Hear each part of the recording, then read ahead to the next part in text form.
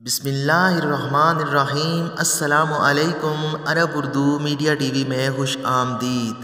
दोस्तों, रमज़ान मुबारक के हवाले से सऊदी अरब से आपके साथ ख़बर शेयर करते हैं। सऊदी अरब के इदारा फ़ल्कियात की तरफ से बयान जारी हुआ है कि सऊदी अरब में यकम रमज़ान मुबारक 13 अप्रैल बरोज़ मंगल को होगा और यकम रमज़ान मुबारक से हरम मक्का मस्जिद हराम 5 वक्त की नमाज, उम्रा की अदायगी और मस्जिद नबवी शरीफ की ज़ियारत के लिए सिर्फ़ उन लोगों को इजाज़त होगी जिन्होंने कोरोना वैक्सीन लगवाई होगी। और सऊदी अरब की हुकूमत से रमज़ान मुबारक के लिए 3 अहम बयानात जारी हुए हैं, जो ये हैं। नंबर 1, इफ्तार और सहरी के दस्तरखान तमाम छोटी बड़ी मसाजिद में ममनू होंगे। नंबर 2, एतकाफ़ भी तमाम छोटी बड़ी मसाजिद में ममनू होगा।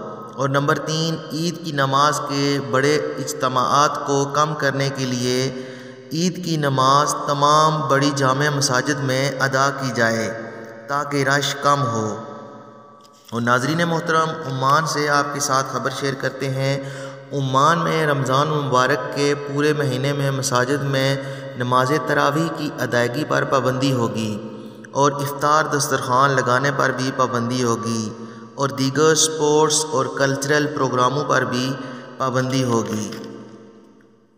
आलमी सतह पर सऊदी अरब कोरोना वैक्सीन को जल्दी हासिल करने में और ज़्यादा से ज़्यादा अपने रहने वालों को लगवाने में चौथे नंबर पर आ चुका है और अमीर रियाज की हदायत पर 1 महीना में रीजन रियाज में 71,000 खाने के पैकेट कोरोना से मुतासरा घरों में तकसीम हो चुके हैं।